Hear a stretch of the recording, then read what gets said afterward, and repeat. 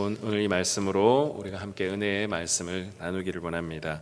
여러분, 오늘 우리가 읽은 이 본문은 병들었던 히스기야가 회복된 상황으로부터 시작되는 그런 에피소드 중에 하나입니다. 사실 우리가 앞에 본문을 보면 히스기야가 어떻게 하나님의 구원을 경험하는지가 나옵니다. 히스기야는 병이 들었다가 회복하는 그 과정 속에서 하나님을 향하여서 정말 간절한 마음으로 나아갑니다.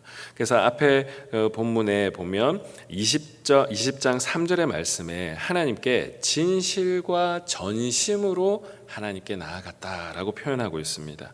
그리고 3절의 말씀에 보면 통곡했다라고 하는 표현들도 등장합니다. 그만큼 히스기야는 하나님 앞에서 정말 배수의 진을 치고 하나님 앞에 최선을 다해 나아갔다라고 하는 것을 보여주는 장면입니다. 하나님은 그 히스기야의 기도를 들으시고 선지자 이사야를 통하여서 하나님께서 그의 병을 치유하셨다라고 하는 것을 선언하십니다. 그리고 또한 아하스의 해시계를 10도 뒤로 물러가게 하시는 특별한 또한 일들을 히스기야에게 사인으로 보여주시고 히스기야는 생명의 연장을 받게 됩니다. 자, 그런데 이러한 놀라운 하나님의 은혜를 경험하고 간절한 마음으로 하나님께 나아갔던 그 히스기야의 모습과는 좀 어울리지 않는 좀 반대의 모습이 오늘 우리가 읽은 이 본문에 등장합니다. 바벨론 왕 무로닥 발라단이 히스기야가 병 들었다라고 하는 이 소식을 듣게 되고 편지와 예물을 그에게 보내는 장면입니다. 그 12절에 등장하고 있습니다. 당시는 아수르라고 하는 이 나라가 북이스라엘뿐만 아니라 남유다 땅도 계속 괴롭히고 있는 그러한 상황이었고, 이 모든 이 북남 할 것 없이 굉장히 이 아수르라고 하는 나라 때문에 굉장히 충격을 먹고 있던 그러한 상황이었습니다. 이미 또한 북이스라엘은 아수르에 또 멸망당하기도 했죠. 당연히 남유다의 입장에서 볼 때에도 이 아수르는 굉장히 힘든 존재였습니다. 부분 또 하나님께서 놀라운 은혜를 주셨지만 여전히 그 아수르라고 하는 나라는 바벨론과도 더불어 공통의 적이 될 수밖에 없었던 그런 나라였습니다. 여러분, 히스기야가 바벨론 왕의 사절단들에게 나라의 모든 것을 다 보여줘 버립니다. 보물고 궁기고 창고의 모든 것을 다 보여주었다. 그래서 히스기야가 그들에게 보여주지 않은 것이 없었다라고 이렇게 표현할 정도로 이 열왕기하 저자는 이 히스기야의 이 행동에 좀 뭔가 방점을 찍고 있고 강조를 하고 있는 듯한 이런 표현을 쓰고 있습니다. 이 표현은 어떤 것을 암시할까요?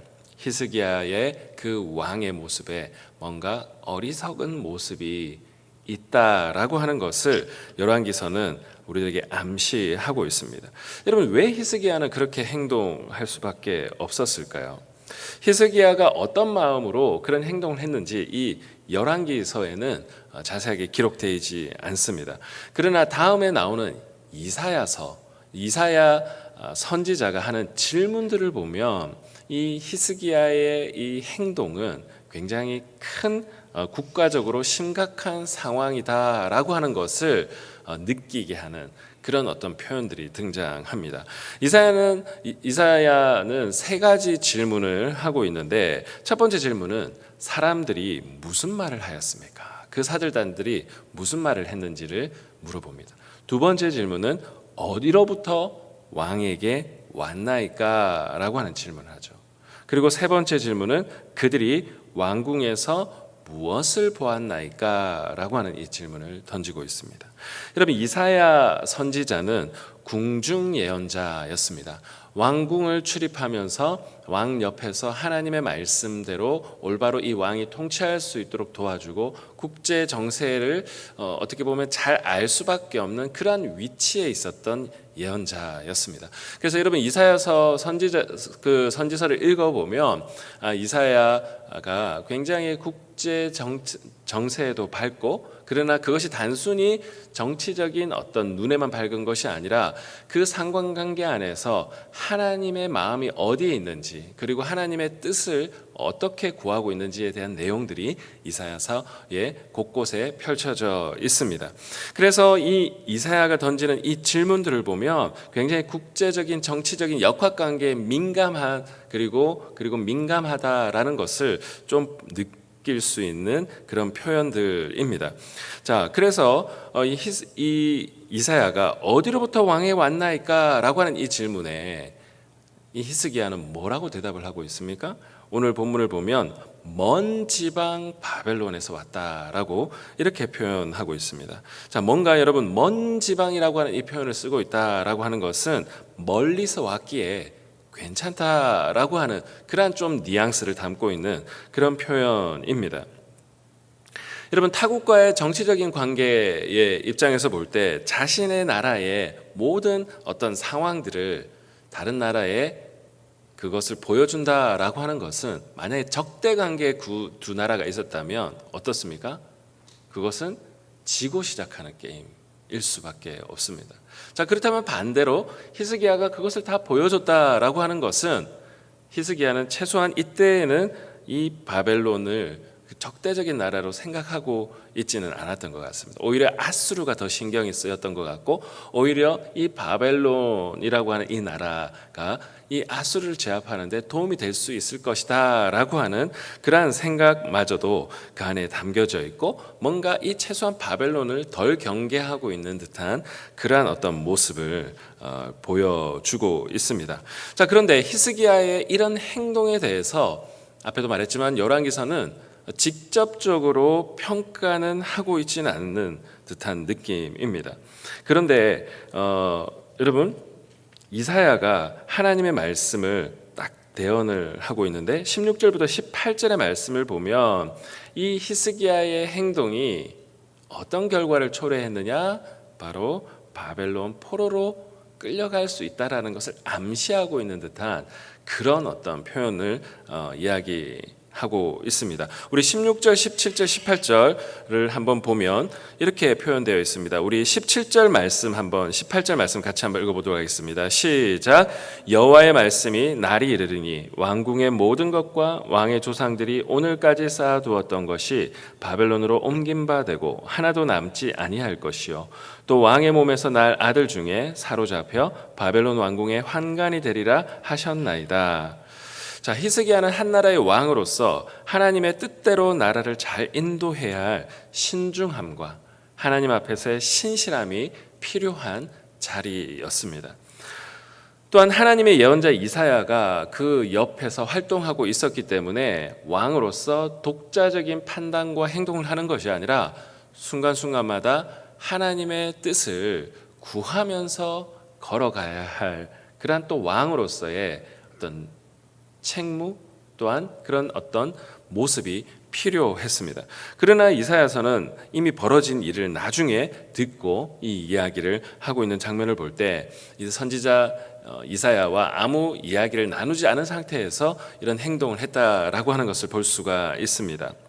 결국 이 이사야의 이야기를 볼 때 이 히스기야의 행동은 굉장히 결정적인 실수를 한 것이다라고 이사야의 입술을 통해서 평가하고 있는 것입니다.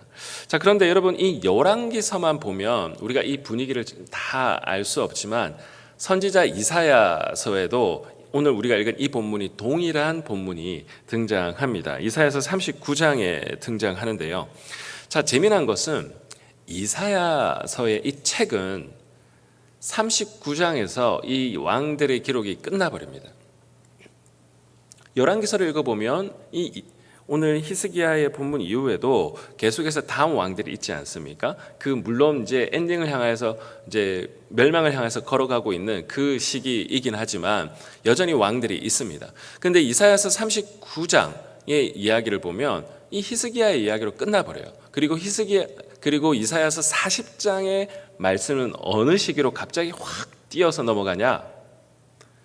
바벨론 포로는 이미 기정사실이고 그 이후에 포로로 풀려나가는 이야기가 이사야서 40장에 등장해요. 자, 그렇다면 여러분, 우리가 모든 역사의 기록은 시간 순서로 아니면 모든 기록들을 하나하나 다 기록하는 것이 역사의 사실 목적은 아닙니다. 여러분, 선지자 이사야의 영적인 역사 기술의 목적은 뭐냐? 하나님 앞에서 이 영적인 흐름을 읽는 독자들에게 잡아주기 위한 것이 목적이기 때문에 단순히 모든 역사의 디테일한 기록들을 다 적는 것이 목적이 아니에요. 그래서 이사야서 39장은 이 히스기야의 이야기로 딱 끝나버리고 바로 바벨론 포로 이후 바벨론에서 이제 유배되었던 사람들이 돌아오는 그 시기의 이야기로 바로 넘어가 버립니다. 자, 그러면 선지자의 이 역사 기술의 목적은 뭐냐? 바로 이 히스기야의 이 마지막 이 장면이 바벨론 포로로 끌려갈 수밖에 없는 결정적인 사건이었다라고 하는 것을 이사야 선지자는 강조하고 있고, 그런데 여기서 멈추지 않고 이 이사야 39장에 나오는 오늘 우리가 읽은 이 본문과 동일한 본문 이후에 바벨론 포로 이야기가 나오는데, 그때 집중적으로 어떤 이야기가 나오느냐? 눈을 뜬 자와 그리고 보지 못하는 자에 대한 이야기가 등장합니다. 보는 것과 보지 못하는 것에 대한 이 주제가 그 가운데 굉장히 많이 등장하는데, 그 유명한 구절이 하나 있습니다. 이사야서 44장 18절에 제가 읽어드리겠습니다. 그들이 알지도 못하고 깨닫지도 못함은 그 눈이 가리워져 보지 못하며 그 마음이 어두워져서 깨닫지 못함이라. 여러분, 근데 이 표현이 또 언제 신약 성경에 등장하냐면 예수님께서 씨 뿌리는 비유를 할 때 유대인들의 그 완악한 그 태도, 그들이 눈을 뜬 자라고 스스로 생각하고 율법이 있고 그 여호와 하나님의 선민이라고 생각하는 그 유대인들이 예수 그리스도의 복음의 말씀이 선포되었을 때 그것을 대적하는 그 장면, 그 장면에서 이 이사야서의 44장 18절의 말씀을 인용하고 있습니다. 여러분, 전반적으로 이것이 무엇을 이야기하고 있는 것일까요? 이사야 선지자는 왜 39장에서 히스기야 이야기로 끊어버리고 바벨론 포로 이후의 이야기를 하고 있는 것일까요? 그리고 그때 눈을 뜬 자와 감은 자의 이야기를 하고 있는 것일까요?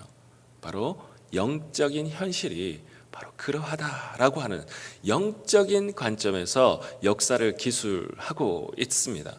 여러분, 오늘 이 히스기야의 모습은 한 개인의 눈이 가려진 사건만이 아니라 한 나라의 왕 히스기야의 모습이 이러한 것은 바로 그때 당시에 북이스라엘과 남유다 할 것 없이 모든 하나님의 그 이 백성 이스라엘 전체가 하나님 앞에서 감겨진 상황이다, 영적인 어두운 상황이다, 이 이야기를 예수님도 유대인들에게도 했듯이 바로 이사야가 구약시대의 동일한 패턴으로 이야기하고 있는 것입니다. 여러분, 마지막 이 장면을 보면 자기의 날에는 태평과 진실이 있을 것이다 라고 하는 이 왕의 안일함이 느껴지죠. 그리고 열왕기서는 이 히스기야가 또 그 가운데 업적과 저수지와 수도를 만든 이야기를 하고 있습니다. 인간적인 눈으로 볼 때 이 왕의 업적들은 위대한 업적일 수 있습니다. 그러나 영적인 관점, 예언자의 관점, 하나님의 관점에서 봤을 때는 이 히스기야의 행동은 결정적으로 영적인 어두운 상황 그 자체였다라고 하나님의 관점에서는 평가하고 있는 것입니다. 여러분, 오늘 이 말씀을 우리는 어떻게 적용하여 기도의 자리로 나아갈 수 있을까요? 여러분, 우리는 어떤 마음으로 하나님 앞에 성도로서 살아가야 할까요? 오늘 이 본문은 우리들에게 질문해 오고 있는 것 같습니다. 하나님 우리들에게 각자의 위치에서 하나님의 일들을 맡겨주셨습니다. 왕에게는 왕으로서의 자리에서의 덕목과 그 자리에서 하나님과의 관계 안에서 결정하고 선택해 나가야 될 책무가 있었고, 오늘 하나님께서 우리들에게 때로는 가정에서, 직장에서, 교회에서, 사회에서 수많은 결정과 선택에 나가는 우리들이 하나님과의 관계 안에서 눈을 감은 자가 아니라 눈을 뜬 자로 하나님은 오늘 우리가 살아가기를 원하십니다. 하나님은 우리를 가정의 제사장으로, 또한 직장 속의 제사장으로, 제사장은 하늘과 땅을 중재하는 그 역할을 감당하는 사람들인데, 바로 그 일을 맡은 자들이 눈이 감겨져 버린다면 하나님은 촛대를 옮길 수밖에 없고, 하나님의 일들을 그들을 통해서 할 수 없다라고 하는 것을 오늘 말씀을 통해서 분명하게 보여주고 있습니다. 여러분, 이 아침에 우리가 기도의 자리로 나아갈 때에 하나님 우리의 눈을 열어주시고 히스기야의 그 영적인 그 어두움이 우리들에게서 떠나가게 하여 주시고, 하나님 우리가 밝은 눈으로 예수 그리스도의 십자가와 부활을 바라보고 그 안에서 뜬 눈으로, 밝은 눈으로 정말 진리를 선포하고 진리를 선택하고 하나님이 기뻐하시는 것이 무엇인지를 선택해 나가는 하나님 사랑과 이웃 사랑이라고 하는 이 사랑의 이중 계명, 분명하게 보여주신 그 사랑의 이중 계명에 눈을 떠서 우리의 모든 선택이 달라지고 사람들과의 관계가 달라지고 우리의 언어가 달라지고 사람을 대하는 태도가 달라지며 우리 안에서 놀라운 하나님 나라의 역사가 흘러가는 귀한 축복의 통로가 다 되시기를 주 예수 그리스도의 이름으로 축복합니다. 기도하겠습니다. 하나님 아버지, 감사합니다. 그 국제적인 정치의 역학 속에서 때로는 한 사람으로 두려워했을 수 있고 또 겁이 났을 수도 있었던 그 시대에 히스기야는 하나님 앞에 간절한 마음으로 기도하여 자신의 병을 고침받았지만 또 자신의 한 개인의 안일함 때문에 국제적인 관계 안에서 하나님 앞에 맡은 이 일들을 충실하게 감당하지 못했던 닫힌 눈으로 살아갔던 그 히스기야의 모습을 바라봅니다. 하나님, 오늘 우리가 그런 모습으로 살아가고 있지는 않는지 돌아보게 하시고 오늘 이 아침에 기도의 자리에서 하나님과의 관계를 점검하게 하시고 하나님, 우리의 마음에 닫힌 눈들이 있다면 우리의 눈을 열어주시고 우리의 심령을 밝히시사 하나님을 사랑하고 이웃을 사랑하며 진리를 온 세상 가운데 선포하며 살아가는 저와 우리 모든 성도님들 될 수 있도록 축복하시고 인도하여 주시옵소서. 오늘 하루의 삶을 주님께 의탁하오며 살아계실 주 예수 그리스도의 이름으로 기도드리옵나이다. 아멘.